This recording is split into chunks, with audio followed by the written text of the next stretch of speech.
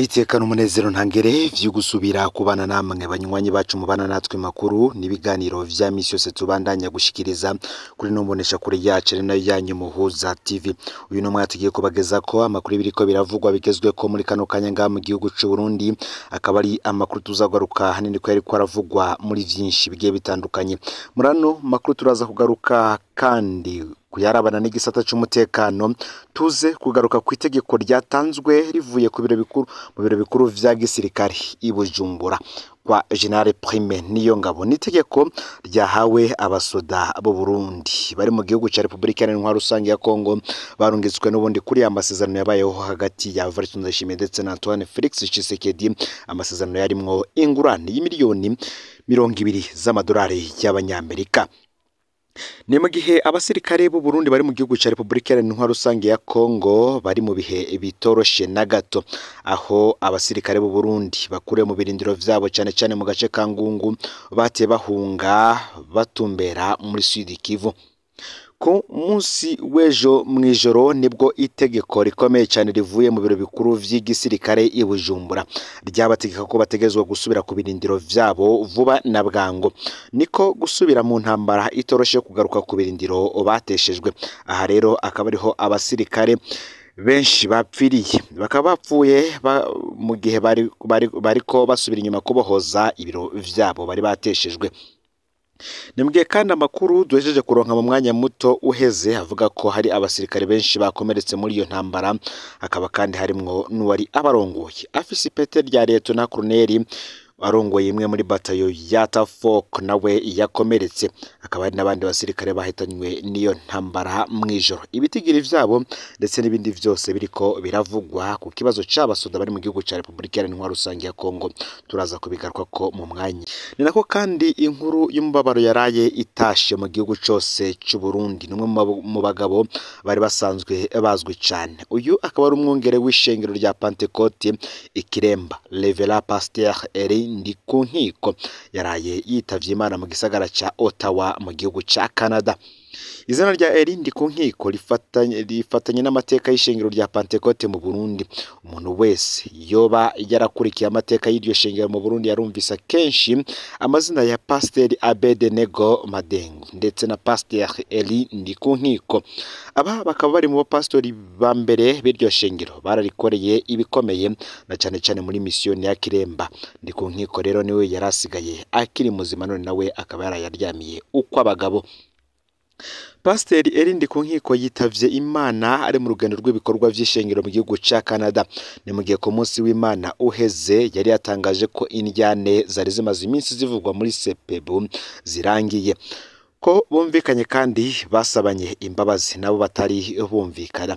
Mu butumwa bwa nyuma yatanze yahanuye abakristu ko batagomba gutakaza ukwizera bafise. Yabaye amajambo aboneka nkayo kurangiza koko umurimo wiwe kuri ino si. Wamengo ni Paulo aho yagira ati, narwanye intambara nziza, narangije urugendo, nazigamye ukwizera. Tubisanga mu mwikete rya kabiri Paulo yandikiye intumwa yiwe Timoteyo. Pasteur Eri Ndikunkiko rero ashingiye ku myaka 86 y'amavuka. Intwari nk'iyi ntibayiherekeza n'amarira. Abizera bahimbaza Imana kuvya mukoresheje akabarangije neza. Turifatanije rero n'umuryango wa Pasteur Eri Ndikunkiko, ishengero rya Pentecote Kiremba be n'umuryango w'amashengero ya Pentecote mu Burundi. Imana ibakomeze muri bino bihe. Aya n'ayandi yose tugiye kugaruka ko cyane cyane ku y'abasoda b'u Burundi bari mu gihugu ca Republika Iharanira Rusange ya Kongo.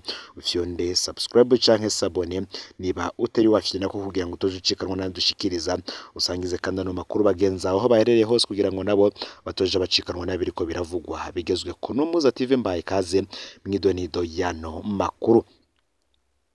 Nkuko nabibagejeje ko mu nkuru yacu yabanje kuri uno munsi, intambara iri mu gihugu ca Kongo hagati ya FARDC ndetse na M23 ni intambara ikomeye cyane iriko iraba muri ibi bihe.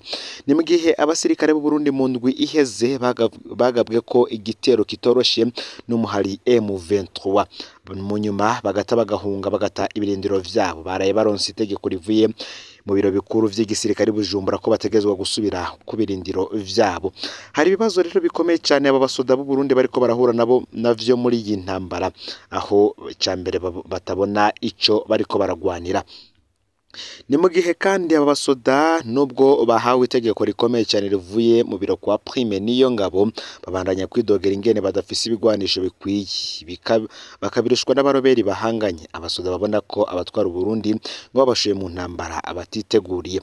Ni mu gihe kandi abasoda b'u Burundi bariko barahura n'ibibazo bikomeye cyane, aho bariko baratereranwa nabo bakabafadikanije kugwanya umwansi. Abo turavugamwo igisirikare ca Congo FARDC ndetse n'umugwi w'insoresore wa Zarendo. Birashika kandi abasoda b'u Burundi bagahura n'amagorwa atandukanye kandi akomeye, aho bariko baragirizwa n'aba ba Zarendo ko n'abasoda b'u Burundi arabo muri M23, ndetse abasoda ba Kongo bo bakavuga ko batoshobora kugwanira hamwe n'abasirikare bahawe amahera menshi cyane ngo baze babafashe mu gikorwa cyo guhasha uyu muhari witwaje ibigwanisho. Ni mu gihe rero bamwe mu basoda bavuga ko n'ubundi bashobora nabo guta igisoda bakiruka canke se nabo bakemera nk'ivyakorewe bagenzi zabo bapfungiwe ngaha mu gihugu cy'u Burundi bakemera gutahuka. Ni mu gihe kandi benshi bibaza iyo General Prime Niyongabo yapfungiye abasirikare 28 bahora bapfungiwe mu ikambi ya Cibitoke. Aba ngo babasohoye ijoro barababoha babapfunga ibitambara mu maso babajana bambaye utubutura n'udupira. Mu makuru twaronse n'ubutumwa bw'umusirikare mu ikambi ya Cibitoke akavuga ivyashikiye abasirikare 28 baro bapfungiye muri mu ikambi ya Cibitoke. Abo ni bamwe mu bahora muri Nord Kivu kugwana na M23 barokotse ku rugamba rwarigise ingabo z'u Burundi. Aba rero bakaba baramaze kurokoka urwo rugamba bakarahira ko batosubira kugwana na M23, aho baziye mu Burundi rero bajanywe gupfungirwa mu ikambi ya Cibitoke. Ivyabo vyayangaye nyuma y'urugendo rwa General Prime Niyongabo, umukuru w'igisirikare cy'u Burundi yababaye asanze batari bapfunzwe ivy'ukuri. Gukuntu vyagenze rero bagishika baje bambaye umwambaro wa Kongo, bashitse bazibambuye iryo joro nyene baca babashira muri sare iri ruhande y'ibiro, baca babazanira umwambaro w'u Burundi barabaha barambara, hama bamera nk'abidegevya. Kubera bari bavyimvye amaguru ntibaja kure, ariko hari n'abagiye guhembwa muri Sedake Cibitoke. Mu nyuma haje Prime Niyongabo n'abajenerali basanga babasoda bari hamwe muri sare, baratangaye ngo baridegemvya babasoda kwere, baca bashwanira utwara ikambi ya Cibitoke. Uyo ayitwara ubu akaba kandi ari nawe asanzwe ari cegera cy'umukuru w'ikambi, komanda Asekonde. Komanda mukuru we ntaraza, akaba atwara ibato ya 68 muri Artemis, akaba ari ingabo ziri mu gihugu ca Somalia. Prime Niyongabo rero bamaze kurengana, komanda ugira kabiri atwara ikambi ari nawe atwara ikambi ya Cibitoke aciye ahamagara uwitwa Dokoro sous-officier de corps biga ukuntu bapfunga abo basoda, kuko bari benshi 28 batari gukwirwa mu gasho. Baciye bafata sare zitatu bazisohoramwe abasoda bahaba babashira ahandi, baca bazana igufuri shasha zitatu nyene. Ivyo biheze igufuri zabonetse, sare zabonetse, komanda yaciye agenda henda babasoda ngo nibakure impuzu za gisirikare baje mu gasho kunindira ikabi bazobashiramo, ngo ntangorane ko bacitse hariya ngo mwakize babahungu. Utanka barazikura basigara mu tubutura, ya myambaro ya gisirikare baba barazitwaye, baca bashira babasoda muri sare hamwe, abasoda 9 abandi 9 ahandi abasoda 8, babiri bo bakaba baratorotse. Baca bahashira izamu gufungura babazanira mu ndobo, sare imwe bagasangira mu ndobo, atagahuza taco bifuka. Ngofise umugenzi aramuha akamatera canke agashuka. Kuwa gatandatu heze rero abasoda ba kambi Cibitoke bagiye babona bamwe mu basoda bapfungiwe mu miryango ya za sare zitatu, hagaza abasoda bambaye ibitambara bitukura ku maboko bisigura ko ari abo muri police militaire. Baca banza abasohora umuryango umwe, bageze hanze babwira ngo fatana inyuma, umwe agafatana ibutura rya mugenzi we, bagira ku murongo umwe kugira ntihagire uwiruka. Bababwira ngo uwuva ku murongo azoba apfuye. Babajanye mu modoka, bashitse mu modoka baca babapfunga ibitambara mu maso. Umusoda yasohotse hanze kuvoma atazi biriko biraba asanga bariko babapfunga mu maso bagira nawe bamutware. Imana arakinze baramureka, yaranse kuvuga imodoka yabatwaye, yarabibonye ariko kubera ubwoba yaranse kuvuga. Hama babatwaye uko mutubutura, uwari mu gapantaro yagenda uko nyene, utuma turabataye amakuru nayo kwizerwa ngo mukurikirane neza kuvyo mwize muraza kumva iyo babajanywe. Ni mu gihe kandi n'abari mu gihugu ca Repubulika Iharanira Rusange ya Kongo batumva, bamwe bavuga ko bashobora guta urugamba bagaca bagahunga, ariko abandi bo bakavuga ko aho kugira ngo bate urugamba boza mu gihugu c'Uburundi n'ubundi bagapfungwa, imiryango yabo ikabizi aho baherereye. Ese ivyabo biraza guherera he? Turaza kuguma dukurikirana ivy'aba basoda b'Uburundi bari mu gihugu ca Kongo. Ni mu gihe kandi nk'uko twabagejeje ko umwungere wa mbere w'ishengero rya Pentecote Kiremba Irindi ku nkiko yaraye atahutse. Pasiteri Irindi ku nkiko yari umwungere wa mbere w'ishengero rya Pentecote ry'Ikiremba, akaba yararongoye inama y'amashengero ya Pentecote mu Burundi. Yaraye asozerera urugendo rw'iwe w'amahoro mu gihugu ca Canada, aho yari mu gisagara ca Ottawa. Uwo mwubahwa yaraye atahutse. Abakristu mu ishengero rya Pentecote mu Burundi bari bamuzi kandi bamufata nk'umuvyeyi w'ishengero, kuko yashikanye abatari bake ku gakiza, akaba kandi yaranafashije abatari bake mu buryo bumwe n'ubundi. Pasiteri Irindi ku nkiko ni umwe mu bapasitori ba mbere b'ishengero rya Pentecote bazwi ko bakoreye Imana no mu bihe bikomeye, na cane cane muri misiyoni za Kiremba, Gitega ndetse n'ahandi. Pastori Ndi ku nkiko akaba yafatwa nk'ibuye ishengero rya Pentecote ryubakiye ko muri kino gihe. Uwo mukozi w'Imana canke intumwa y'Imana nk'uko biriko biravugwa na bamwe, yarangije urugendo rwe mu gihe yarasanzwe ariko arakora ingendo hirya no hino ku isi, ajanye n'umwungere wa mbere w'ishengero rya Pentecote ry'i Bujumbura mu bikorwa byo guhumuriza abakristu baheruka kumva indyane zavuzwe mu ishengero rya Pentecote mu Burundi byo kutumvikana ko batabitoreye inyishu, biciye mu kumvikana no mu gusabana imbabazi. N'ubu rero akaba yari mu rugendo rw'ivyo bikorwa mu gihugu ca Canada.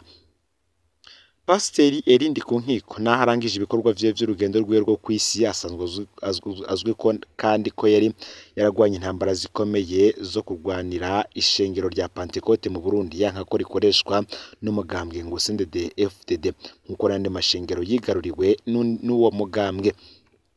Ngo ntaco atakoze mu guhagarara ku ijambo ry'Imana, asigura uko ishengero rya Pentecote ritivanga n'ayandi mahanga.